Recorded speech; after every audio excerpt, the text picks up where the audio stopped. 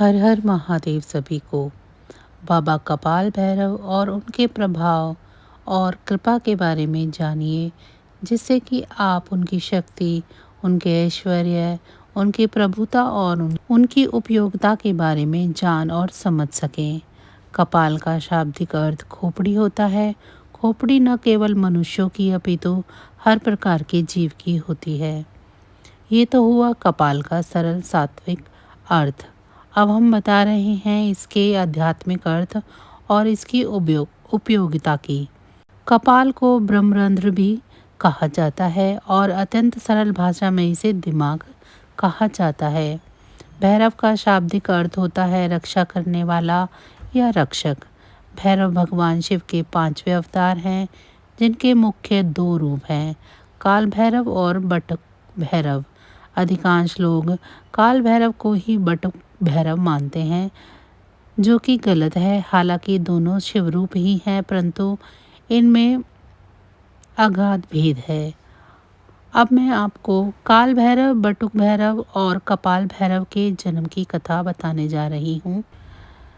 काल भैरव की उत्पत्ति की कथा पुराणों के अनुसार जब ब्रह्मा और विष्णु में विवाद उत्पन्न हुआ और दोनों एक दूसरे को अपना पुत्र बता रहे थे, अर्थात विष्णु कहते हैं कि ब्रह्मा का जन्म उनसे हुआ है और ब्रह्मा कहते हैं कि विष्णु का जन्म उनसे हुआ है। इसी बीच उनके मध्य में एक अग्नि स्तंभ प्रकट हुआ, जिसने उन दोनों से कहा कि आप दोनों में से जो भी इस अग्नि स्तंभ का और यह छोर पता कर लेगा, वही बड़ा होगा और वही सर्वत्र पूज्य होगा। ब्रह्मा ने एक हंस का रूप धारण किया और विष्णु ने एक वराह का रूप धारण किया। ब्रह्मा ने ऊपर की ओर और विष्णु ने नीचे की ओर प्रस्थान किया। एक समय आने के बाद श्री हरि विष्णु ने यह मान लिया कि इस अग्नि स्तंभ का कोई अंत नहीं है, परंतु ब्रह्मदेव किसी भी कीमत पर अपनी पराजय मानने को तैयार नहीं थे। कुछ ऊपर पहुंचने के बाद वहां केतकी नामक एक पुष्प मिला।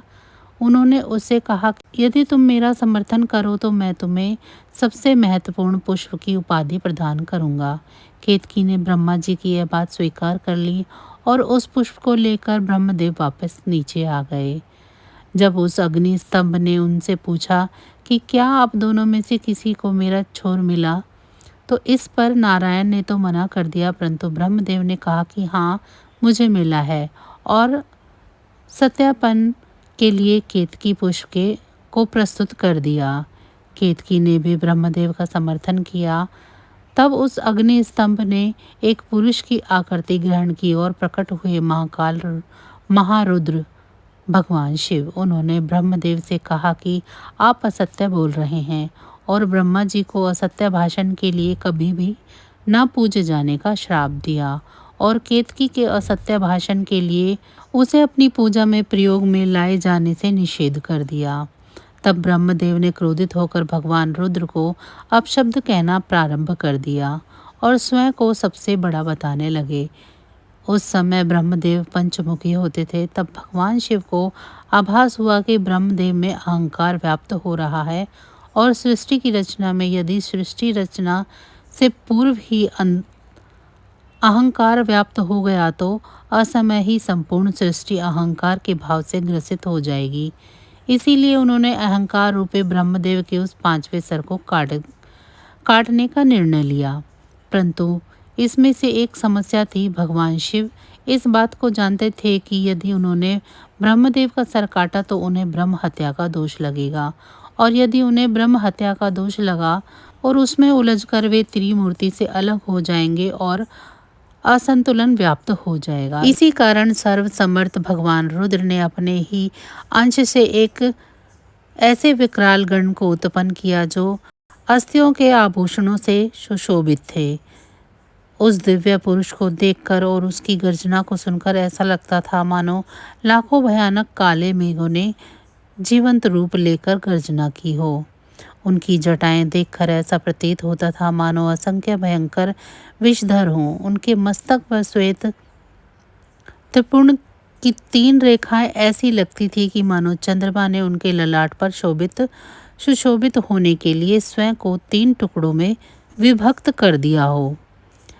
उन परम उग्र देवता की लंबी भुजाएं ऐसी लगती थी मानो लोह स्तंभ हो। भयानक अष्ट महानाग जिनका यज्ञोपवीत बने इतरा रहे थे। कमर पर बंधे मोटे मोटे घुंघरुओं से ऐसी आवाज आ रही थी जैसे जिससे हृदय विदीर्ण हो जाए। ऐसा महाकाय महाबाहुगण को भगवान शिव ने स्पष्ट शब्दों में कहा कि ब्रह्मदेव के 5वें सर का छेदन करो। इतना सुनते ही उस वीर ने आओ देखा ना ताओ अपने नाखून के एक ही प्रहार से ब्रह्मदेव का 5वां सर उखाड़ दिया, परंतु वो सर उनके हाथ में ही चिपक गया। जब उन्होंने भगवान शिव से इसका कारण पूछा तो उन्होंने उनसे कहा कि ये केवल ब्रह्मा का सर नहीं है, अपितु ब्रह्म हत्या है। इस ब्रह्म हत्या के फलस्वरूप तुम्हें श्रापित होना पड़ेगा। उन्होंने कहा कि तुमने ब्रह्मा के सर को काटकर इस सृष्टि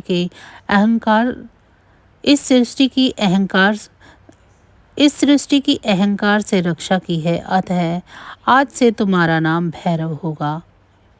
अब तुम जाओ और ब्रह्मा के इस सर को लेकर सृष्टि में विचरण करो, और जहाँ भी यह सर तुम्हारे हाथ से छूट जाएगा वहीं तुम रुक जाना और स्थापित हो जाना। उसके बाद भैरव ने उस सर को हाथ में लेकर सृष्टि के चक्कर लगाने शुरू किए। वो सारी सृष्टि में अंत काल तक भ्रमण करते रहे, परंतु कहीं भी वो सिर उनके हाथ से नहीं छूटा। परंतु सृष्टि के चक्कर लगाते लगाते उनकी गति इतनी तीव्र हो गई कि वो समय से भी आगे निकल गए। जब भगवान नारायण के कर्ण कुंडल गिरे और काशी नगरी स्थापित हुई, तब वहाँ भगवान भैरव के हाथ से ब्रह्मदेव का वो कपाल छूट गया। तब भगवान भैरव वहीं रुक गए और वहाँ भगवान शिव प्रकट हुए। उन्होंने उनसे कहा कि ये मेरी प्रिय नगरी काशी है और आज से तुम इस संरक्षक के रूप में यहाँ स्थापित हो जाओ, परंतु तुम्हें इस काशी नगरी में केवल पैर के एक अंगूठे के बराबर स्थान मिलेगा और तुम्हें इसी ब्रह्म कपाल में भोजन करना होगा। तुम अपनी तीव्र गति के कारण समय से भी आगे चले गए थे, अर्थात तुमने काल चक्र पर भी विजय प्राप्त की है। इस कारण आज से तुम काल भैरव के नाम से जाने जाओगे। तुम काशी की पवित्रता और काशी के भक्तों की रक्षा करोगे। ध्यान रहे काशी में मरने वाले को यम स्पर्श ना करे। तब बाबा काल भैरव ने महादेव से पूछा कि इससे तो पापी कर्म के दंड से निर्भीक हो जाएंगे। तो उन्होंने कहा कि यहाँ मृत्यु प्राप्त करने वाले को यमराज दंड नहीं दे पाएंगे, परंतु तुम उन्हें दंड दोगे। बिना काल यातना प्राप्त किए कोई भी जीवात्मा ये काशी नगरी नहीं छोड़ेगी। जिस जगह पर वो अग्नि स्तंभ प्रकट हुआ था वो जगह आज के समय में अरुणाचल प्रदेश में स्थित है, और जिस स्थान पर ब्रह्मा का कपाल छूटा वो जगह आज के समय में वाराणसी स्थित कपाल मोचन तीर्थ है। अभी हम बाबा बटुक भैरव की जन्म कथा के बारे में जानते हैं। सभी को उस कथा का ज्ञान तो होगा जब परमेश्वरी महाकाली को शांत करने के लिए परमेश्वर भगवान शिव माता के चरणों में के नीचे लेट गए थे। तब माँ काली को जिस पश्चाताप ने घेरा था उसके कारण माता ने भगवान शिव से यह वचन लिया था कि आज के उपरांत वो कभी उनके सामने भूमिशायी नहीं होंगे। तब भगवान ने उन्हें वचन दे दिया, परंतु कालांतर में जब माता ने दारुक नामक असुर का संहार करने के लिए पुनः काली रूप धारण किया और वो नियंत्रण से बाहर हो गई, तो भगवान ने वचन बंधित होने के कारण एक नन्हे से बालक का रूप धारण किया और माँ माँ कहकर काली माँ को पुकारना आरंभ कर दिया। बालक की करुण पुकार को सुनकर माँ काली का हृदय द्रवित हो गया और अपना आक्रोश भूलकर उसे गोद में लेकर लाड प्यार करने लगी, और उनका क्रोध शांत होकर उनका उग्र रूप शांत हो गया। तब उस बालक से माँ ने पूछा कि तुम कौन हो? तो उस बालक ने उत्तर दिया कि मैं शिव हूँ। तुम्हें शांत करने के लिए मैंने ये बटुक रूप धारण किया है। बटुक का अर्थात होता है बाल रूप। तब माता ने कहा कि आप अपने पूर्व रूप को धारण करिए। तब भगवान शिव अपने शिव रूप में आ गए। तब माता ने उनसे पुनः आग्रह किया कि आप अपने भीतर से उस बटुक रूप को बाहर निकालिए। तो भगवान शिव ने उनसे इसका कारण पूछा। इस पर उन्होंने कहा कि उस रूप में आपने मुझे माँ कहा है, आप तो मेरे स्वामी हैं, पुत्र नहीं हो सकते। तब परमेश्वर ने पुनः बटुक रूप को प्रकट किया। तब माता ने उनसे कहा, आपने इस बटुक रूप में संसार की रक्षा की है मेरे क्रोध से, इसीलिए आज से आपको भैरव की उपाधि दी जाती है। आज से आप बटुक भैरव के रूप में पूजे जाएंगे और मेरे पुत्र के रूप में जाने जाएंगे। बटुक भैरव पापियों के काल हैं। उनकी उपस्थिति जहाँ साधकों को सुख का आभास करवाती है, वहीं वो बालक 5 वर्ष की आयु में भी पापियों का काल है। सोचिए कि जिस बालक ने माँ काली के क्रोध को शांत कर दिया, उसके सामने कौन ऐसा है जो अपनी शक्ति दिखाएगा। ये थी बाबा बटुक भैरव की उत्पत्ति की कथा। 2 भैरवों के अलावा कोई भी ऐसा भैरव नहीं है जिनकी उत्पत्ति साक्षात भगवान शिव से हुई हो। रक्षक की भूमिका निभाने के लिए समय समय पर बाबा काल भैरव से ही अन्य सभी भैरवों उप भैरवों की उत्पत्ति हुई है, जिनका मुख्य उद्देश्य माता के विभिन्न रूपों की रक्षा करना ही था। परंतु इन सभी भैरवों में से एक भैरव ऐसे हुए जो काल भैरव को सबसे प्रिय हैं। भगवान काल भैरव ने उन्हें अपने अनुज का स्थान दिया, अपना दंडाधिकारी बनाया, जिनका नाम है कपाल भैरव। आइए चलिए जानते हैं कपाल भैरव की उत्पत्ति की कथा के बारे में। यह कपाल भैरव के जन्म की उत्पत्ति की कथा बताने से पहले मैं आप सबकी बाबा कपाल भैरव की कुछ विशेष बातें बताना चाहती हूँ। और अध्यात्म में सिद्धि की पराकाष्ठा कपाल भेदन क्रिया को माना जाता है। इस कपाल भेदन के मुख्य रूप से 2 प्रतीकात्मक या मुख देवता हैं। सर्वप्रथम है माता छिन्न मस्ता, जिन्होंने स्वयं अपना सिर छेद कर दिया था, और दूसरी हैं भगवान परशुराम की माता और ऋषि जमदग्नि की धर्मपत्नी माँ रेणुका, जिनका सर पिता की आज्ञा से स्वयं भगवान परशुराम ने काट दिया था। इस प्रकार सर्प जागृत कुंडलिनी का प्रतीक होते हैं। उसी प्रकार ये दोनों माताएं, जिस प्रकार सर्प जागृत कुंडलिनी का प्रतीक होते हैं, उसी प्रकार ये दोनों माताएं कपाल भेदन क्रिया की प्रतीक एवं पराकाष्ठा हैं। परंतु शास्त्रों के गूढ़ जानकर इस बात को जानते हैं कि इनके अलावा कुछ और भी देवता हैं जो कपाल के अधिष्ठात्र देवता हैं, जिनमें से प्रथम है माता हिंगलाज। ये 52 शक्तिपीठों में प्रथम है। यहाँ पर माता सती का ब्रह्मरंध्र गिरा था, यानी माता सती का कपाल। और दूसरे हैं बाबा कपाल भैरव, जिनकी उत्पत्ति साक्षात ब्रह्मदेव के ब्रह्म कपाल से हुई थी। इन्हीं बाबा कपाल भैरव की कथा अब मैं आपको बताने जा रही हूँ। जैसा कि मैंने काल भैरव के जन्म की कथा सुनाते हुए बताया है कि कपाल भैरव की कथा इनके अंत से संबंधित है, उसी के आगे से मैं बाबा कपाल भैरव की कथा शुरू कर रही हूँ। जब बाबा काल भैरव को महादेव द्वारा काशी में स्थापित किया गया, तो ये सोचने लगे कि भगवान ने मुझे दंड देने का कार्य तो दे दिया, परंतु मैं दंड दूंगा कैसे, क्योंकि मुझे कैसे पता चलेगा कि कौन सा व्यक्ति सही है और कौन सा व्यक्ति गलत। तब उनकी नज़र पड़ी ब्रह्मकाल के ऊपर। उनके मन में ये विचार आया कि ब्रह्मदेव के इस सर के कारण मुझे मेरे पाप का दंड मिला, तो क्यों ना ऐसे ही गण की रचना की जाए जो व्यक्ति के अच्छे बुरे का निर्णय कर सके और उनके कर्मों का हिसाब से उसे दंड प्रदान कर सके। तब उन्होंने उस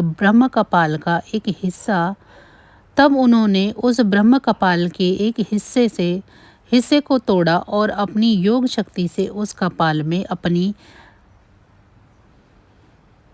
कुंडलिनी ऊर्जा को जागृत करके उसे एक जीवंत रूप प्रदान किया।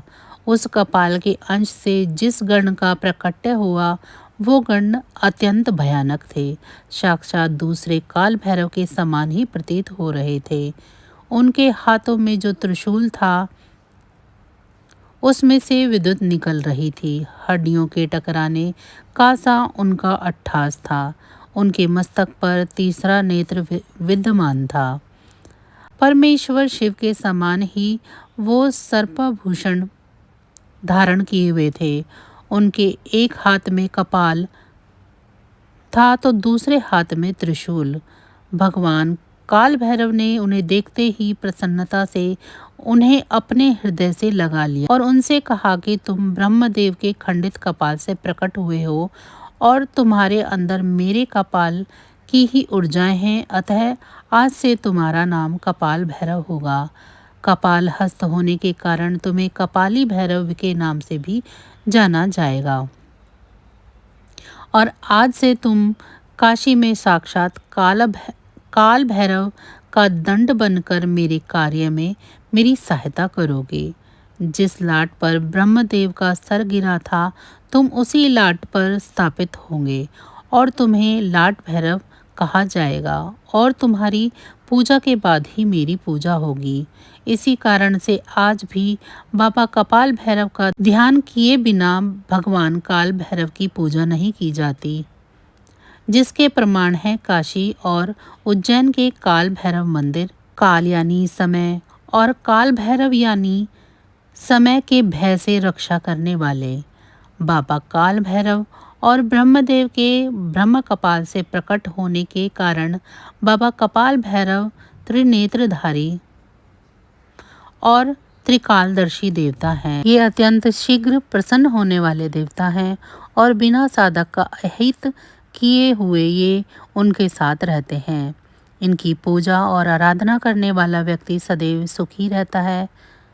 भगवान कपाल भैरव कपाल से प्रकट होने के कारण कपाल तत्व के इष्ट देवता हैं।